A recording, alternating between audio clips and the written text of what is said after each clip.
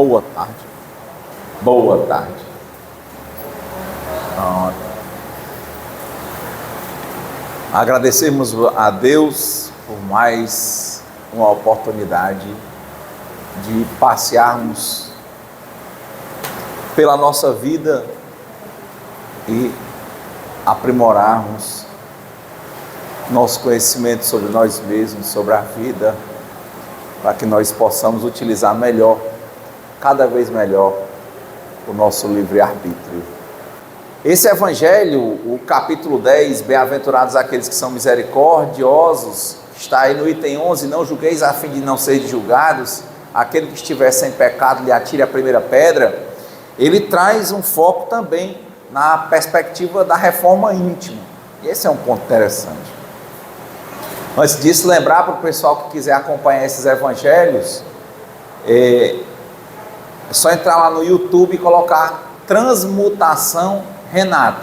Aí tem o canal e lá você pode se inscrever ou não, sempre visitar o canal. Tem lá vídeos, aí nos vídeos tem os evangelhos e esse aqui, acredito que hoje à noite vai estar no ar. E dentro dessa linha aqui, me vem logo esse pensamento, né? Bem-aventurados aqueles que são misericordiosos, dizendo para não julgueis para que não sejais julgados, dizendo que aquele que estiver sem pecado lhe atire a primeira pedra, trazendo aquela imagem que a gente imagina, né? As pessoas, uma mulher provavelmente encostada na parede, ou então sentada no chão e um círculo de homens, né? E ali, onde tinha pedras, geralmente era fora da cidade, a gente falou isso aqui outro dia, entre onde mais ou menos Estevão foi apedrejado, às vezes é ali entre o monte que tem a cidade de Jerusalém, onde tinha o templo, e o monte das oliveiras. E ali ocorriam os apedrejamentos, muita pedra, você imagina ali o que ia acontecer. Mas é interessante quando a gente observa que Jesus não fala nada, ele fica só escrevendo com o dedo. E que perguntou quem é que não tinha pecado que atirasse a primeira pedra, e ninguém atirou pedra. Começou a sair um atrás do outro, e primeiro os mais velhos. É interessante. Eu li um livro muito interessante de psicologia comportamental.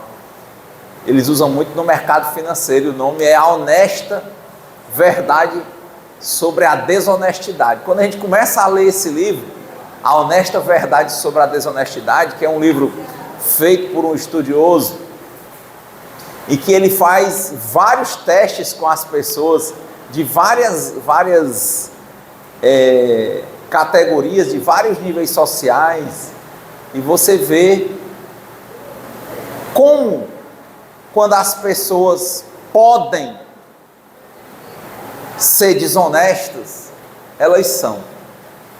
Está me tocando isso também, porque semana próxima passada eu falei lá na Cidade 2000 e me veio a lembrança de um outro conto muito antigo dos nórdicos, que o pessoal lembra do Mago Merlin, né? E tal, aquele pessoal lá dos Vikings, né? Tem até uma série aí muito conhecida que tem o Ragnar, né? E lá você vai encontrar que tinha um anel de Nibelungo. Tinha um homem que ele era tido pela sociedade, por todo mundo, como um homem honesto, como um homem decente, como um homem com uma boa conduta, com uma moral inquestionável. E aí esse homem tem acesso a um anel. Diz que o nome é o anel de Nibelungo. E esse anel, ele descobre que quando ele bota o anel, ele fica invisível.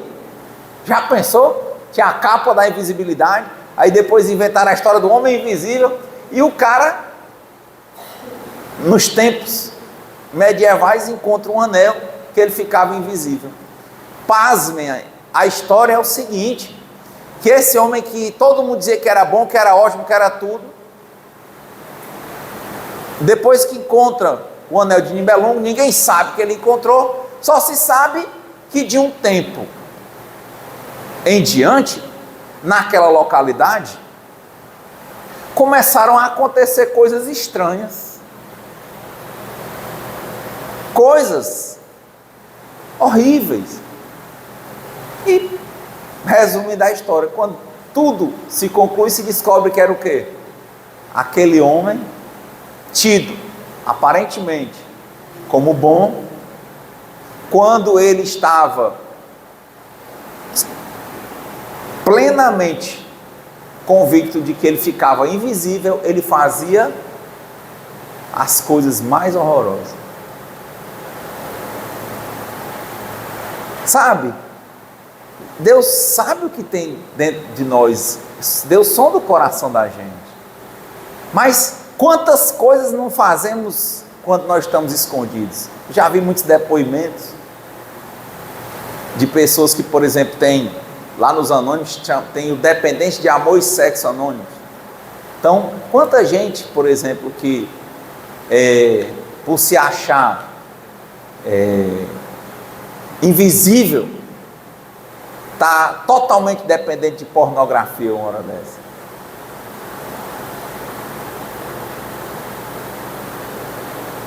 E um DASA, um dependente de amor e sexo, ele tem um padrão. Eu lendo o livro de DASA, ele fala dos padrões, que são comuns. Ele gosta de coisa escondida, compartimentada, sabe? É como se a vida dele fosse cheia de gavetinha. Do mesmo jeito que ele vai, às vezes, ter relacionamentos, ou ela vai ter relacionamentos paralelos, vai fazer coisas escondidas. Então a pornografia é escondido, sabe? É um momento. Tudo quando está escondido, ele é outra pessoa. E é impressionante como quando você começa a estudar essas questões de anônimos e que fala que você tem que ter honestidade absoluta com você e com Deus, é dizer, uma perspectiva religiosa. Porque você tem que se religar com você, você tem que deixar de se enganar e ver quem você realmente é, se autoconhecer, para que você possa ver os seus defeitos de caráter e, porventura, possa escolher melhorar, remover os defeitos de caráter. Mas você não vai poder usar meias palavras, você não vai poder ficar se enganando como engana os outros. Como é que você vai se esconder de você mesmo? Por mais que você esteja num banheiro ou num quarto trancado, está trancado dos outros, mas de você, de Deus, como é que você se esconde? Então, quantos sepulcros caiados nós somos, quantos segredos nós temos dentro de nós, quantas coisas que nós, se tivéssemos o poder da invisibilidade, nós não faríamos, covardemente. Se a gente não tiver esse tipo de reflexão, não serve. E como eu estava lendo um pouco sobre as palestras do Krishnamurti, ele diz, olha, quando eu estiver falando, você não fique olhando para mim, pensando quem eu sou, você olha para mim como um espelho, porque a minha fala, na verdade, é para você olhar para você. Então, o mesmo caso, o Buda, quando o Buda apontar para a estrela, olha para a estrela, não olha para o dedo do Buda. A mesma coisa, quando eu estou falando, eu tenho que estar remexendo e olhando para mim, porque nessa hora o meu espelho está na minha frente, e ele está sendo provocado aqui pelo Evangelho, é meu espelho. Então, será que independentemente da idade, e eu estou vendo crianças aqui hoje, quanta coisa de criança a criança faz escondido, e ela começa a desenvolver aquele padrão ali, sabe? Quebra uma coisa, aí esconde da mãe, e ela sente um certo prazer quando não é descoberta. Ali começa a nascer a fonte da pesquisa do livro A Honesta Verdade sobre a Desonestidade. É um livro tão chocante, porque se a gente junta esse livro com a história do Anel de Nibelungo e junta a história de Jesus riscando no chão, a gente diz assim, poxa, Como eu tenho um dedão bom para apontar para minha companheira, ou a companheira para o companheiro, é um dedo para ela, mas eu esqueço que tem quantos dedos para mim? Tem 3. Eu aponto nela muito bem, porque eu vejo muito bem em mim. Quanta criança que fala com os pais, impondo o que é que tem que ser, como deve ser, com alto egoísmo.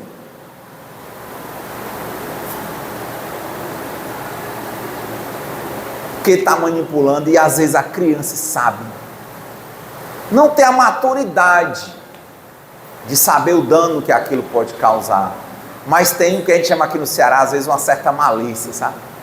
Por que ela faz isso? Porque tem uma parte escondida. Então, quando eu li esse livro, A Honesta Verdade sobre a Desonestidade, gente, para mim foram muitas tapas na cara. Porque ele foi fazendo testes com as pessoas. E era impressionante. Ele identificou, por exemplo, que se a maioria das pessoas que ele fazia o teste, se a pessoa, por exemplo, se ele fosse te subornar, te dar dinheiro, a maioria das pessoas dizia assim: eu não pego um dinheiro. Ou não furta o dinheiro de ninguém, entende? Pegar o dinheiro. Aí ele começou a fazer estudos diferentes. Por exemplo, se fosse alguém que pegasse o dinheiro do outro e jogasse na casa dele, ele já pegava. Porque ele era escondido, entende? Aí ele começou a ver que se tivesse, colocou uma cena lá, por exemplo, o cara do golfe, né? Que eles batem aquela bolinha e a bolinha fica perto do buraco. Aí o cara poderia enrolar, porque o outro vem ainda para perto da bolinha, ele poderia empurrar a bolinha com o pé, trapaceando, ou ele poderia pegar a bola e aproximar de onde ele queria, ou ele poderia empurrar assim com o taco lá na ponta, sabe? Ele percebeu que quando a maioria das pessoas mantém o erro longe da imagem delas, a maioria das pessoas erra, como eu digo, faz a coisa errada, por opção. Ele disse, se fosse para pegar na bola, como é pegar na bola, a maioria não pegava. Mas se fosse para empurrar com o pé, já uma maior parte pegava. Se fosse para trapacear usando o taco, aí mais gente errava. Ou seja, se a gente tiver escondido, aí é outra mulher e outro homem.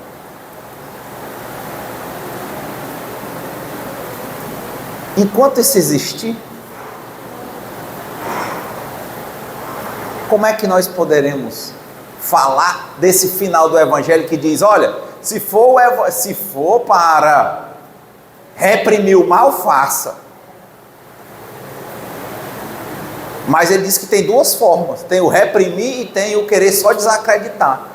Nós vivemos desacreditando os outros, mas não temos a honestidade para olhar que se nós estamos com a possibilidade de fazer as coisas escondidas, ou de fazer as coisas de modo que o nosso nome, a nossa imagem não fique melada na lama, a gente tende a fazer. E é assim, quem faz um cesto, faz um cento. Quem é justo no pouco, tende a ser justo no muito. E aí eu não tenho nem dúvida que quando Jesus risca no chão, que ele, com o poder que ele tinha, com o carisma que Jesus tinha, que a pessoa olhava, ele deve ter botado ali alguns defeitos que as pessoas identificaram na hora, de uma lista imensa de defeitos que nós temos. Mas o problema é esse, nós não queremos viver e deixar o outro viver, nós queremos manipular o outro, queremos dizer que o outro está errado, conhecer, difundir com profundidade o erro do outro, mas não queremos ter a honestidade de entender que a nossa profundidade de conhecimento do erro do outro é porque aquele erro ele é muito vivo dentro de nós, só que a gente não faz as claras. somos, se não vigiarmos e orarmos, se não prestarmos muita atenção, somos sepulcros caiados. E é aí o Evangelho. É aí o Evangelho. Porque quem começa a se ver com honestidade, vai ver que tem inveja, muita. E ver que tem inveja não é ruim não. É a realidade, ao menos você tem que ver, sem dizer que essa inveja é boa ou ruim, mas ver o nível de inveja que tem dentro de você. Eu olho e vejo, procuro ver sempre. É um nível bom. Bom olhar. Porque depois que a gente vê, aquilo tende a se transformar. É outro parâmetro. Agora, quando a gente só acha que os outros que têm inveja da gente, quando a gente acha que a gente está perfeito, como é que a gente vai se ajeitar? Ajeitar o quê? Se a gente já está bom, já é bom. Nem Jesus aceitava o título de bom, mas nós, todo mundo não presta, mas a gente é bom. Então, muito marcante isso para mim. Vale a pena refletir sobre a honesta verdade sobre a desonestidade, sobre o quanto de nós, nós que nós queremos mostrar e ser aprovados pelos outros, porque isso é uma codependência nossa, é verdade, e o quanto de nós de verdade existe quando a gente está fazendo as coisas sem ninguém ver, ou quando a gente faz alguma coisa que acha que ninguém vai relacionar a nossa imagem. Quantos pensamentos distorcidos nós temos? Quantos desejos absurdos tem na nossa cabeça? Quanta inveja? Por quê que a gente não quer ver a inveja? Se você está dizendo que quando a gente olha, vê muita inveja dentro de nós. Porque, de novo, a inveja é escondida. Muita raiva, muito rancor, muita rejeição que nós temos. Se a gente parar para pensar e botar a lente certa, o reagente certo, inveja, cobiça, preguiça, a gente vai ser sincero e vai ver, rapaz, sabe o que é que eu tenho com essa pessoa? É inveja. E eu digo, que bom quando a gente vê que tem, como eu disse, porque aquilo vai poder se transformar, a gente começa a ver a gente como a gente é. A gente vive negando, vive escondendo. Mas como é que vai ter uma recuperação? Como é que vai ter uma restauração? Como é que vai ter uma reforma íntima? Se nós não temos, não aceitamos a honesta verdade sobre a desonestidade, quanto nós somos desonestos. Quantos relacionamentos nossos que estão destruídos por esse tipo de conduta manipuladora, por essa inquietação, por essa inveja que existe dentro de nós, por essa avidez, por essa ambição incessante, e que nós, como isso ainda não deu problema, dizemos para todo mundo que está ótimo. Quantos casais que quando se separaram, as pessoas se arrasaram, mas que enquanto estava batendo foto, que para todo mundo mostrava que era um casal feliz, entre aspas, encobertava embaixo dessas fotos todo tipo de distorção no relacionamento. Mas ninguém estava vendo. Porque começa o compartimento assim. Se eu escondo de mim, porque eu começo a esconder dos outros que eu tenho inveja, que eu tenho avidez, que eu tenho ganância demais, porque aquilo está escondido dentro de mim. Com o tempo, como diz o Machado de Assis, depois de tanto ficar agindo para enganar os outros, uma hora a gente começa a se convencer das próprias mentiras que a gente contou para os outros. A gente começa o auto-engano, e é uma vida de auto-engano, é uma vida em que a gente não vive, a gente vive para fortalecer a história de mentira que a gente contou para os outros. E uma hora a gente sente um vazio profundo, a pessoa entra em depressão, quer se matar, a vida não tem sentido. Nós precisamos urgentemente de uma transmutação, uma mudança de dentro para fora, uma revolução do nosso modo de agir, do nosso modo de pensar. Mas não é o nosso modo de agir com os outros primeiro, é o nosso modo de agir conosco.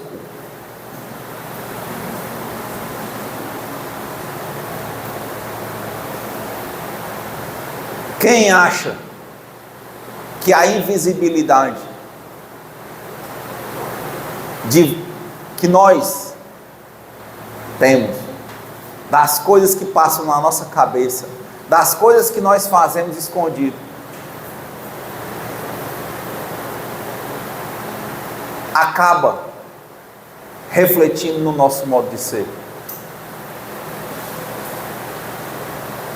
Ou vocês acham que isso não sai?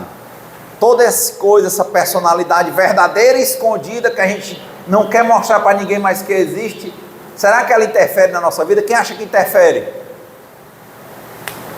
Aí. E a mesma coisa, por que a gente sabe que interfere e a gente dá continuidade? Qual é a minha diferença para um drogadicto que passa aí? É só uma, é dar continuidade. Se eu começar a usar e der continuidade, eu chego lá. Ele deu continuidade. Qual a minha diferença de um alcoólatra que passa por aí, da ativa? É que ele deu continuidade. Se eu voltar ativo e der continuidade, eu chego lá.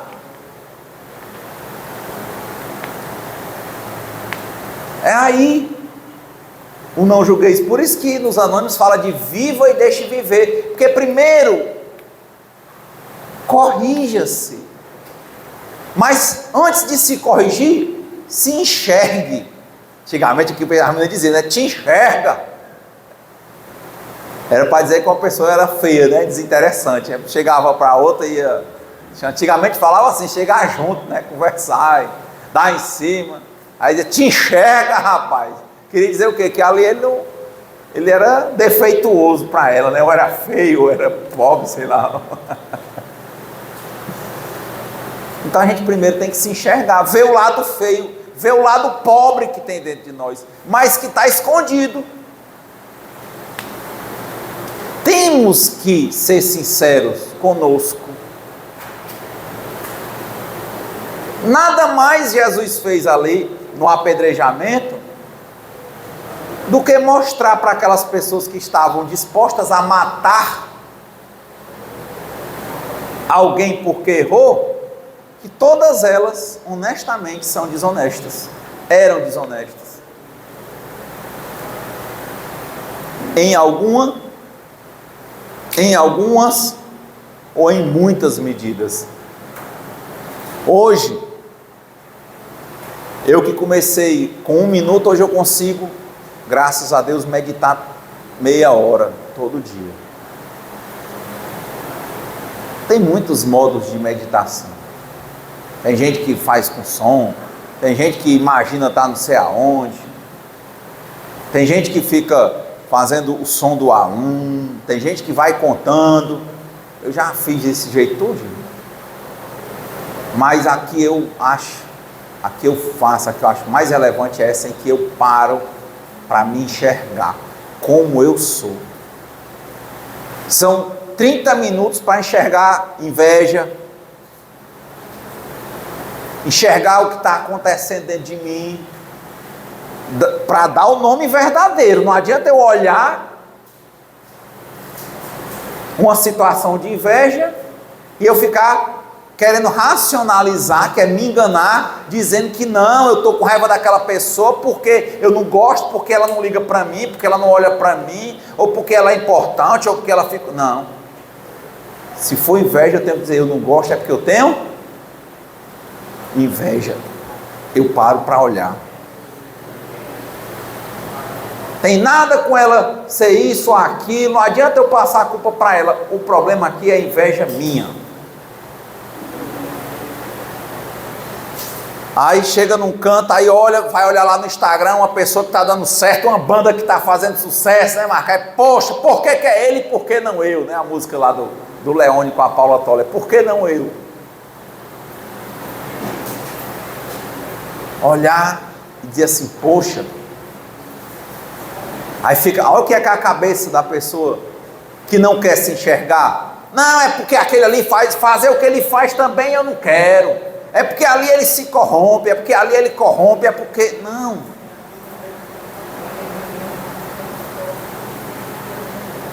Não. Por que você está atacando essa pessoa, Renato? Eu olho isso na minha meditação. Por que você está atacando essa pessoa? Porque ele... Não, Renato. Só é João com João aqui, é você com você mesmo, você com Deus, vai enganar quem? Mas ele, que é de você. Mas ele, de novo, o que é de você? Mas, vamos lembrar uma passagem do Evangelho, que Jesus foi apresentado a Pôncio Pilatos. Racionalmente estava tudo errado na prisão de Jesus, estava errado a posição de Pilatos, que ele era romano, dominando ali a Galileia, para explorar mesmo. Racionalmente tinha argumento de Jesus criticar Pilatos, não tinha? Mas quando Pilatos fez uma pergunta a Jesus, Jesus não respondeu. Fez a outra pergunta, Jesus não respondeu. Aí Pilatos disse assim, ei rapaz, você sabe quem eu sou? E qual é o poder que eu tenho? Jesus podia ter usado toda a racionalidade política, né? Você é errado, você não sei o quê, você... Não é assim a racionalização? Sabe o que foi que Jesus olhou e disse? Pela primeira vez ele falou, ele disse... Tudo que está embaixo só está embaixo porque meu pai que permitiu, meu pai que está em cima permitiu que assim fosse. E eu aceito.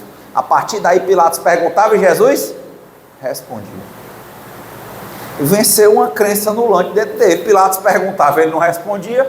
Aí Pilatos disse, sabe quem eu sou, rapaz? Ele disse, tudo que está embaixo só está embaixo porque meu pai que está em cima permitiu. Então ele... Ao invés de ver Pilatos como esse agressor, botar a culpa em Pilatos, ele começou a responder. Ele disse, pô, eu estou respondendo, é o meu pai. Não importa, se ele está aí, se o cara fez sucesso e você não fez, era o canto que Deus queria. Deixa de estar ocupado com a opinião, a posição do outro. Joga a tua bola, deixa o juiz, faz 10 gols. Que não tem juiz que rouba 10 gols, é que você não faz gol. Vai bater no juiz, vai brigar com a torcida, é torcida com torcida, que é isso, é inveja, cobiça, ganância, avidez. Aceita. Emmanuel tem um texto sobre fortuna, sobre grana, sucesso material, e ele diz assim, ó, aceita a vida laboriosa, aceita a vida trabalhosa que Deus te deu, reconhecendo que a fortuna estará em tuas mãos quando souberes dirigi-la sem que ela te escravize.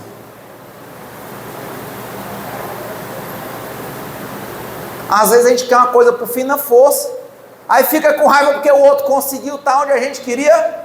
Tá, e fica dizendo que é a culpa do outro, racionalizando, passando a conta, passando a culpa, ao invés de sentar e olhar e ver o que é que está te incomodando de verdade.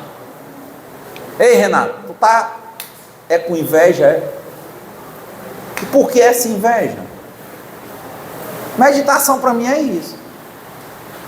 Se inveja é por quê? É porque ele é mais bonito, é porque ele é mais rico, é porque ele chegou no lugar que você queria estar e você não está.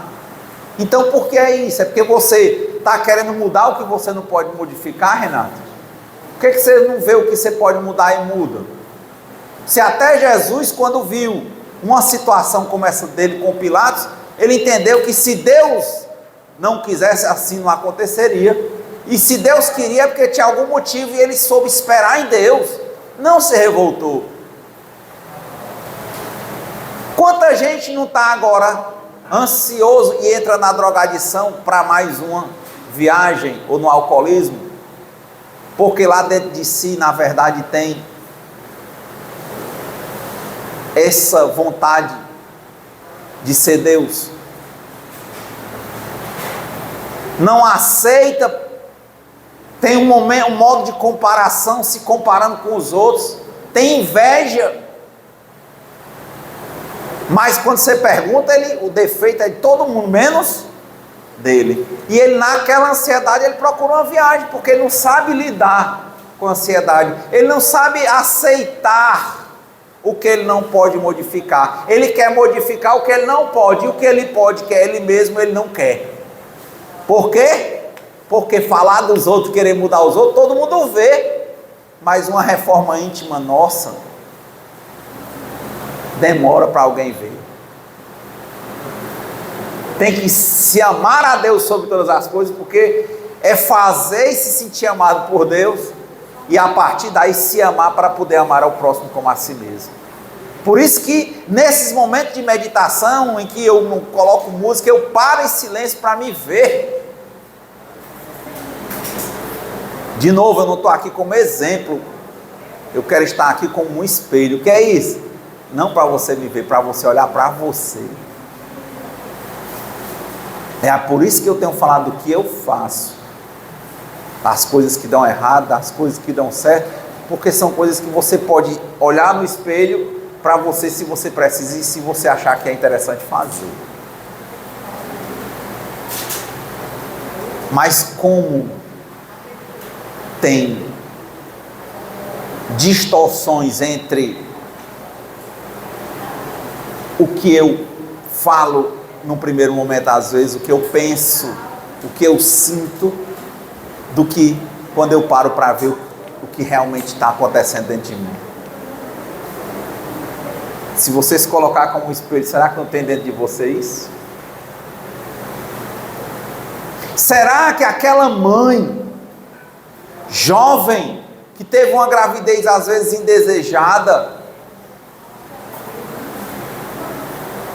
e que não queria muito cuidar do filho, deixou o menino entregar a avó a não sei quem, porque ela era nova, queria andar, queria novos relacionamentos, passear, era isso? Não tem gente fazendo isso ou não? E sempre teve, né? Aí o menino criado afastado dela, lá na frente chega a velhice. Quantos casos você não poderia contar? Dela dizendo, meu filho não presta.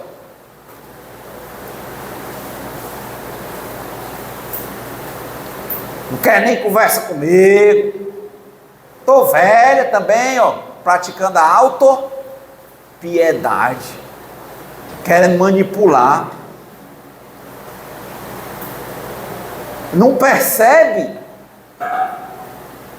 Não faz um inventário de que na hora de ser mãe não foi mãe.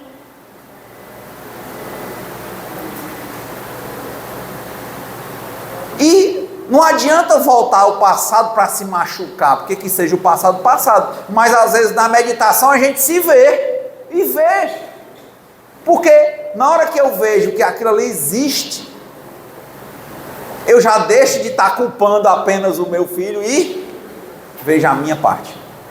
Não é assumir a culpa, o Espiritismo está procurando culpados.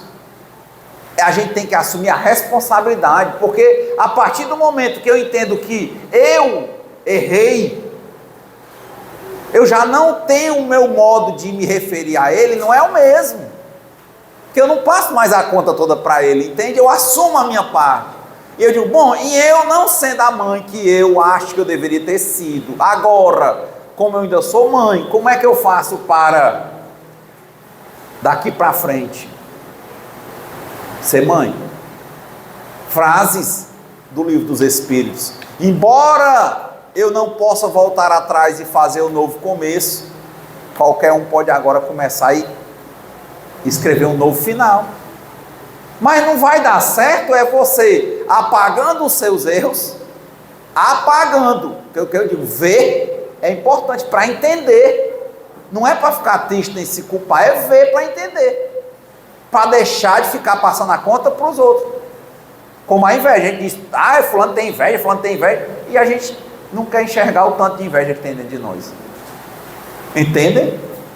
Ou isso não existe? Existe ou não? O caminho da reforma íntima, ele é um caminho que tem que passar por isso. Como tem sido bom. Espero que eu ainda chegue a um dia passar de meia hora, um dia eu chegue a 1 hora de meditação diária. Quando a mente está, sabe, mexe com tudo, gente. Às vezes você está ali, a respiração bem curtinha, sabe, todo se tremendo, achando que tem que comer, que tem que tomar café, que tem que usar alguma coisa para... Aí você para ali, senta e vai olhar o que é isso. Que raiva é essa? Que pressa é essa? Deixa de culpar os outros, começa a olhar o que é que está acontecendo de verdade, aí vai melhorando. É tanta coisa que nós precisamos transmutar dentro de nós, mas para transmutar a gente tem que ver,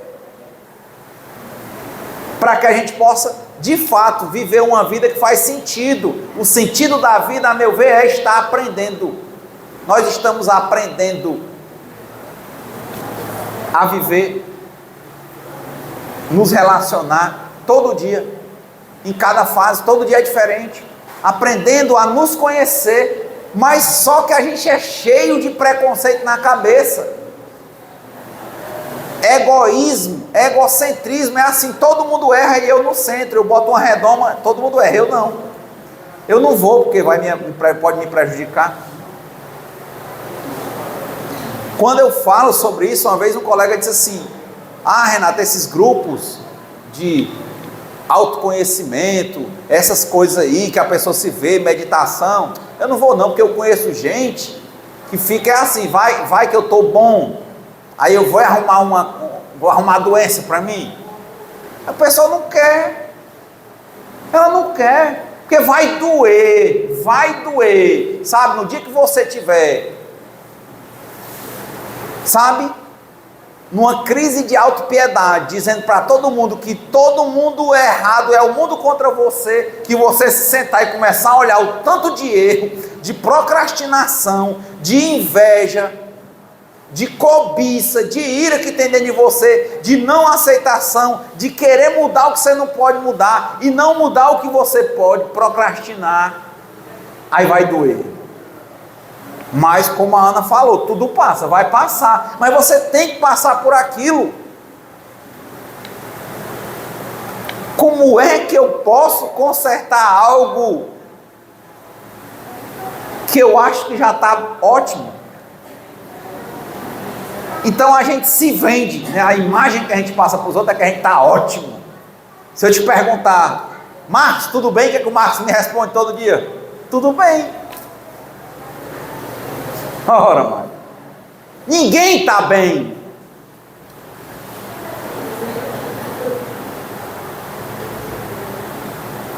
Vocês têm dúvida? Todo mundo está precisando o quê? De ajuste.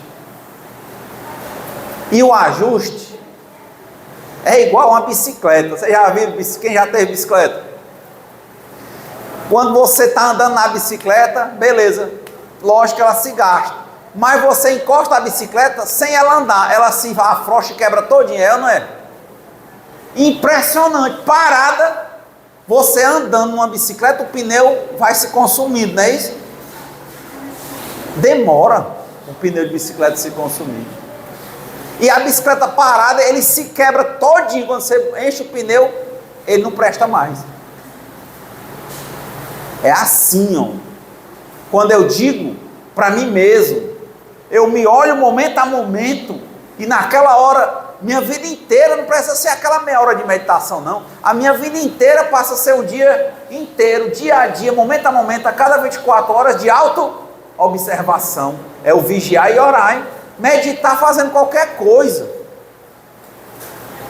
para que eu não precise que Jesus venha, se sente no chão ou bote num outdoor os meus defeitos, eu posso ver. Eu preciso ver.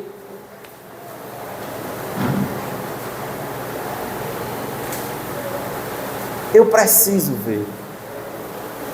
E como eu sinto que está me fazendo bem ver. Então, de fato, eu não posso dizer sou bom. Não só porque Jesus não disse, é porque quando eu me vejo, eu vejo que eu não sou perfeito, nem posso. Mas eu não posso me acomodar com isso. Eu tenho que entender que viver é estar em constante, contínuo processo de autoconhecimento e autoaperfeiçoamento. É estar aprendendo.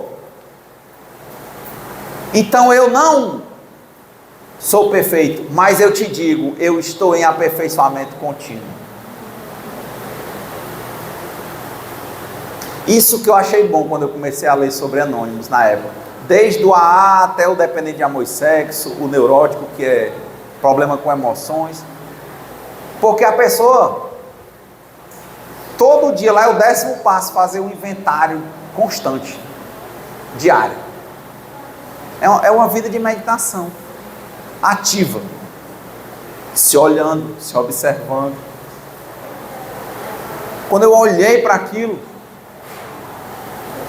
e lá dizia, não trabalhamos perfeição, não queremos perfeitos, nós queremos pessoas que querem se aperfeiçoar. Aí ele diz assim, ó, um drogadicto, ele diz assim, eu sou fulano de tal, dependente químico, em recuperação. É outra coisa. O outro diz, eu sou fulano de tal, alcoólatra, em recuperação. Eu sou fulano de tal, dependente de amor e sexo, em recuperação. Eu sou a fulana de tal, dependente das minhas emoções, impotente na verdade, frente às minhas emoções. Mas eu sou uma neurótica em recuperação.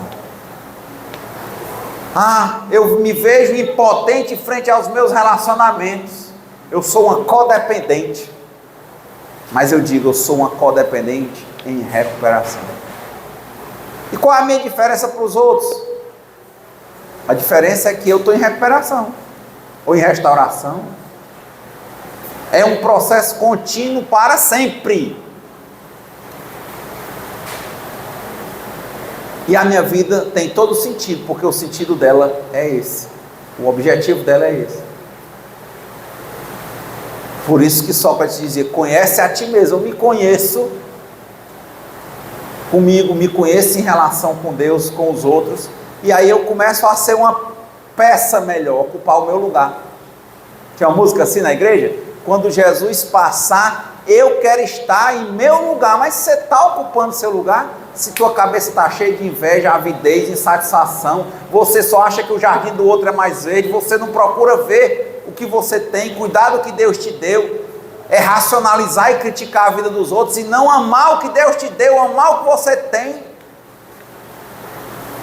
Só presta dos outros. Se tem um cabelo cacheado, tem que fazer alisado. Se tem branco, tem que fazer preto. Se tem preto, tem que fazer louro. Se tem louro, tem que fazer vermelho. Nada teu.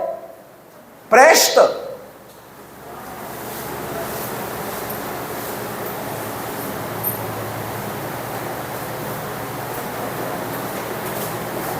A frase do sucesso material de Emmanuel, psicografada pelo Chico. Aceita a vida trabalhosa que Deus te deu, reconhecendo que a fortuna vai estar nas tuas mãos quando você souber dirigi-la, sem que ela te escravize.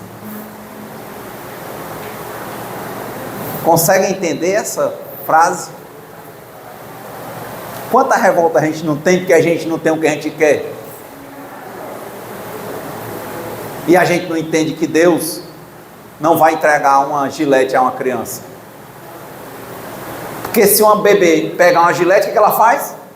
Se corta todinho. Mas quanta revolta não tem dentro de você, porque você não nasceu bonita como a fulana de tal. Não nasceu alta como a outra. Não nasceu com isso, com aquele tamanho, com aquela medida. Não está naquela idade. Ah, se eu fosse novo.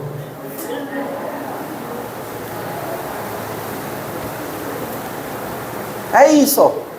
Esse é o caldeirão que está rolando dentro de nós. E que da boca para fora a gente diz também. Aí as atitudes é comendo emoções, fora de peso, adoecimento provocado. Eu achei tão interessante quando Jesus fala que primeiro, no Evangelho, primeiro os velhos saíram. Quando ele começou a botar o defeito no chão, primeiro os velhos saíram. Nem um idoso, que era para ser o ancião, o respeitável, jogou pedra.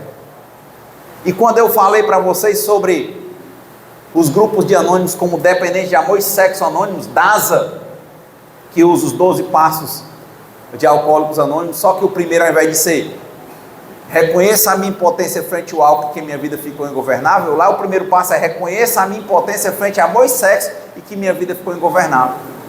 E o resto dos passos é igual. Aí quando eu falo que essa história que Jesus começou a desenhar no chão, os homens que foram apedrejar a mulher adúltera, e ele começou a botar no chão provavelmente o defeito dele, cada um foi saindo e ninguém jogou pedra, e primeiro saíram os velhos, os mais velhos, porque às vezes a gente tem essa imagem que uma pessoa, porque tem o cabelo branco, é maduro. Às vezes ele apodrece sem amadurecer, ele está podre de cabelo branco. Psicologicamente, talvez ele continue sendo uma tremenda criança. E por que eu estou mesclando essa história dos mais velhos com o DASA, com a história de fazer escondido? Não é isso que a gente está falando hoje? Porque se você for pesquisar na internet, sabe qual é um dos grandes índices crescentes de doenças sexualmente transmissíveis? É nos idosos. Passe pela Praça ali do Ferreira, pela Praça ali Zé de Alencar. Veja, assista. Quem já viu essa história?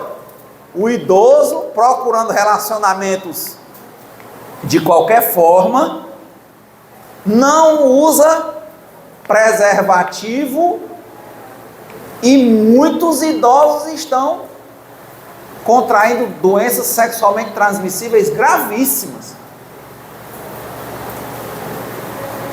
Olha como o evangelho é atual, o bichão lá com a pedra na mão para atacar na mulher. Aí Jesus, espera aí, menino, deixa eu botar aqui, bora.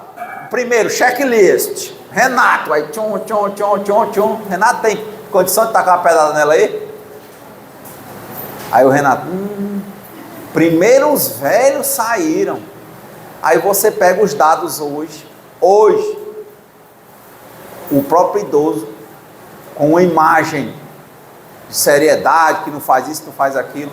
Quantos casos que o idoso está com a mente totalmente desvirtuada, desinformado e mantendo relações distorcidas, talvez com essa doença de dependência de amor e sexo, gastando o dinheiro todo, passando necessidade, pedindo emprestado, pegando doença para pagar a prostituição.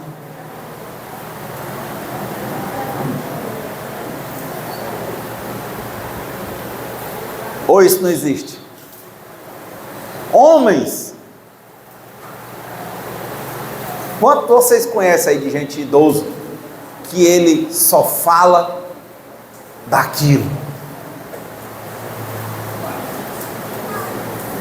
E mulheres, quantas não falam no meio dos outros, mas entre algumas mais amigas ou pensam?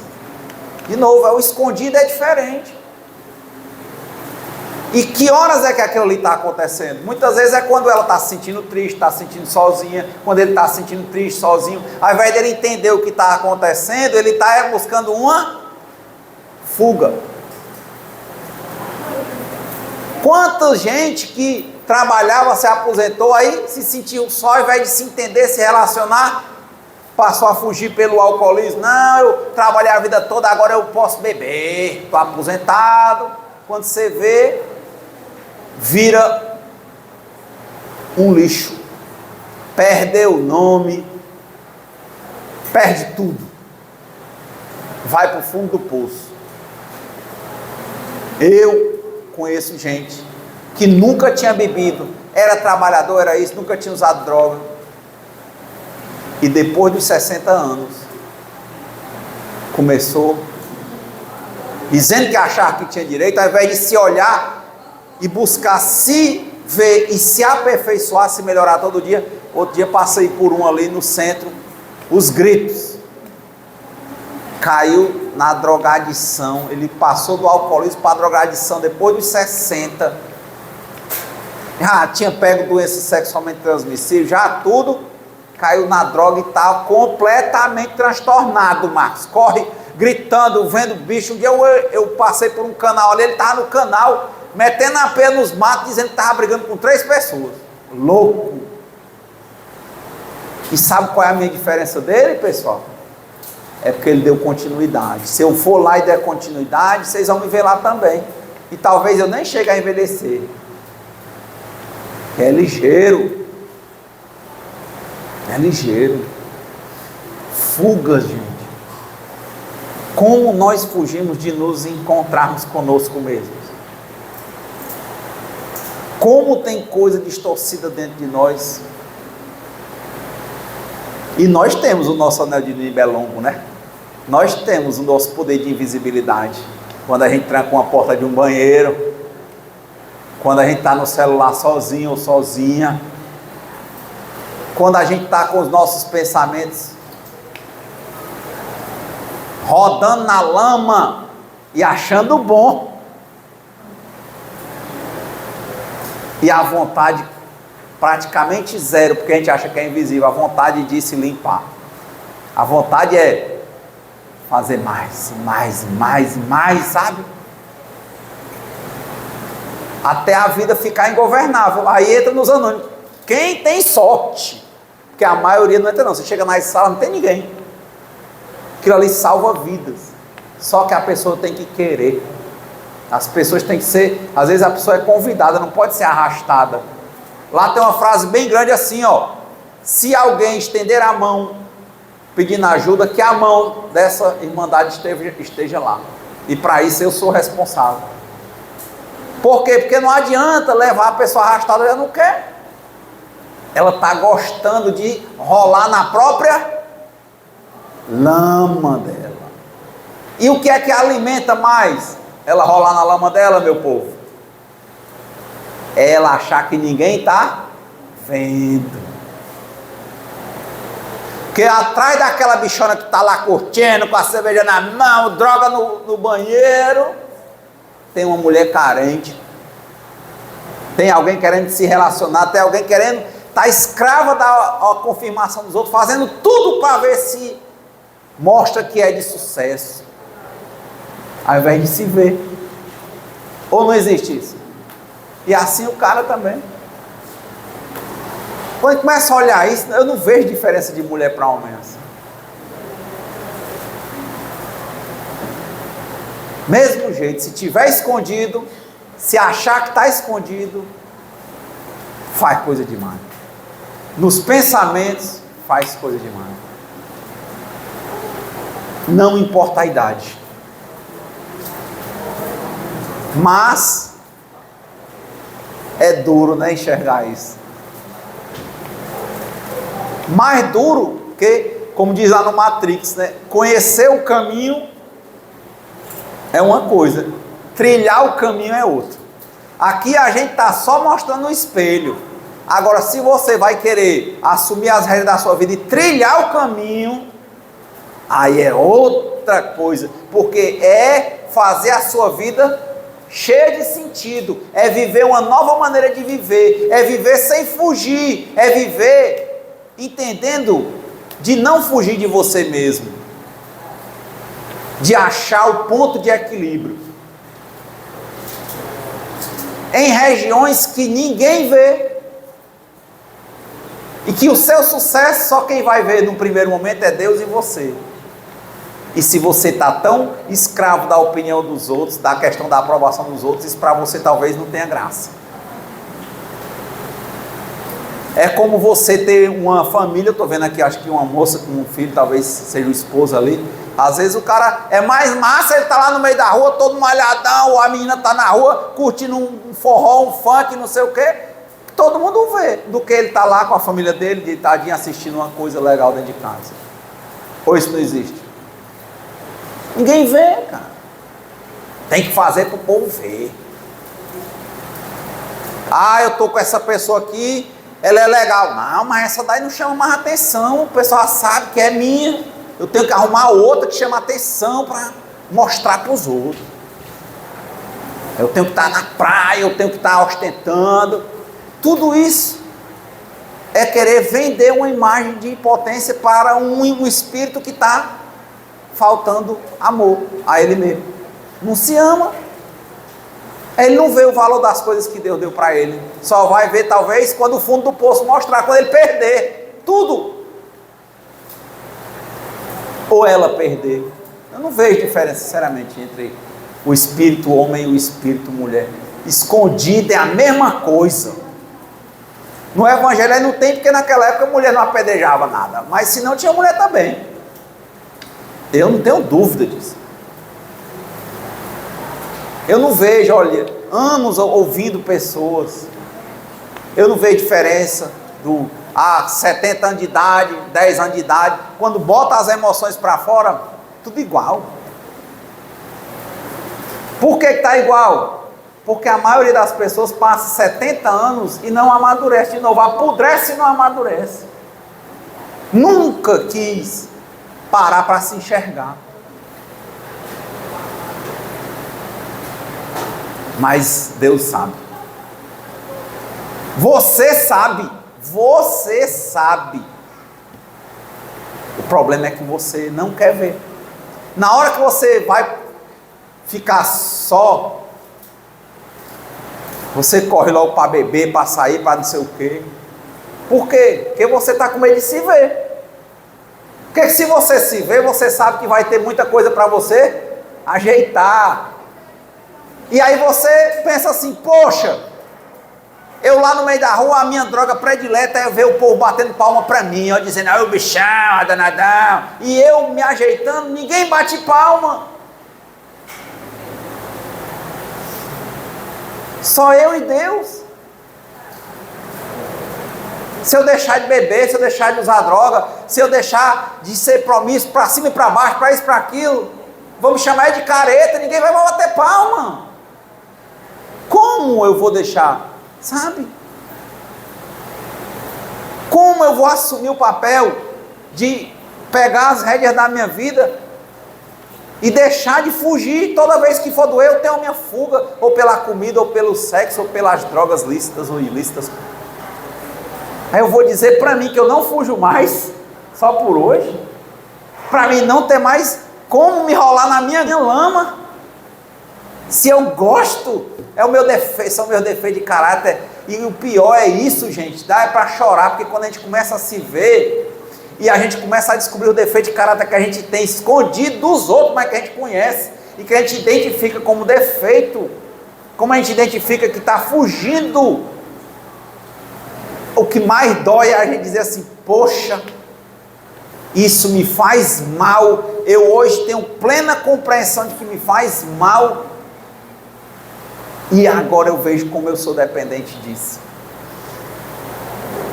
Aí é a hora de acreditar, que é o segundo passo lá, né? Que existe um poder superior, e o terceiro passo que é entregar a minha vida e minhas vontades nas mãos do poder superior, para dizer assim, meu Deus, eu faz tanto tempo que eu tenho esse tipo de comportamento, e hoje eu estou vendo que é isso que acabou com a minha vida, eu quero mudar, Senhor, e eu não estou conseguindo só, sabe por quê, Pai? Porque eu gosto.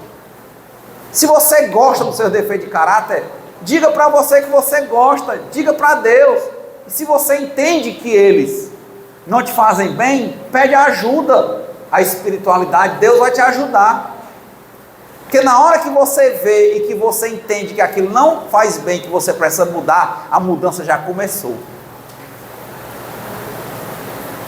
A mudança, ela já começou. Mas, como eu falei, é da coisa básica como comer ou dormir. Quando você para e diz assim, eu gosto tanto de comer, encher o papo, a barriga de Coca-Cola e depois me deitar. Aí você diz, eu gosto. Aí você começa a olhar que ali é porque você estava às vezes sentindo uma tristeza, uma carência, um vazio. E você preencheu, acho que é como preencher. Isso aí dormiu, é meio que tomar um remédio desse aí, tarja preta, para dormir.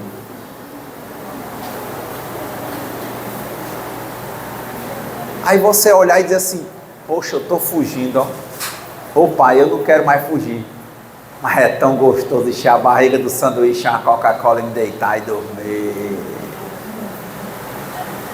Ô pai. Agora, já está afetando meu relacionamento. Eu não tenho mais ânimo. Eu não consigo mais ter coragem de fazer esporte. Eu já estou com hipertensão, com diabetes, com todo tipo de problema. Me faz mal, pai. Mas, pai, eu gosto demais. Quando eu vejo o sanduíche, a Coca-Cola, uma pizza toda, sabe? Antes de dormir, me deitar e ficar, sabe? Empapuçado. É bom, pai. Mas como é bom quando você vê que você gosta daquilo, que aquilo ali é um defeito de caráter. E você diz, pai, mas eu não quero mais. Qual é a diferença do cara que está assim pela comida, do cara que está na droga uma hora dessa, que ele está chorando para sair, mas quando ele chega na lombra ele diz, é bom.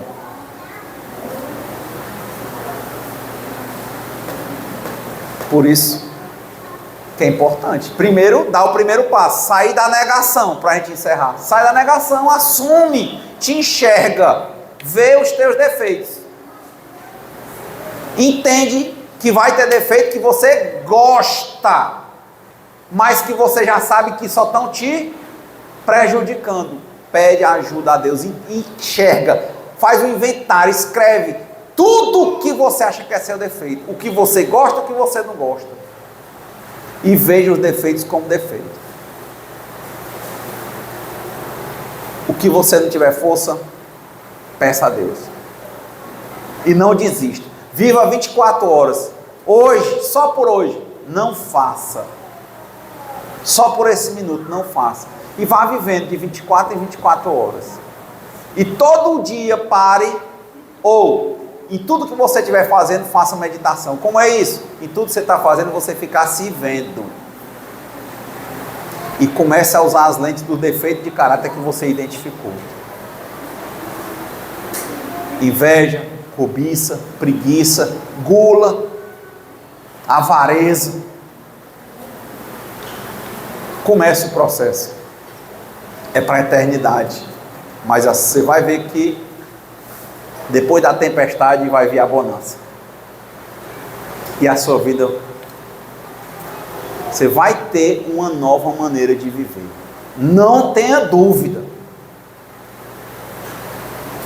Então, a porta desse caminho é seguir essa oração. Deus, me conceda a serenidade para aceitar as coisas que eu não posso modificar. Coragem para modificar aquelas que eu posso. E sabedoria para distinguir umas das outras. E que seja feita a vontade de Deus antes da minha. Muita paz. Boa semana.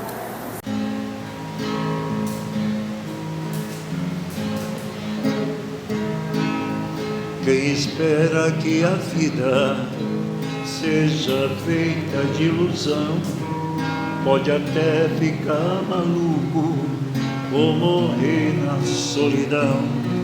É preciso ter cuidado pra mais tarde não sofrer.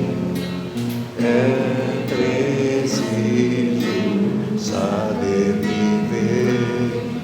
Toda Toda pedra do caminho você deve retirar. Uma flor que tem espinho você pode se arranhar. Se o bem e o mal existem,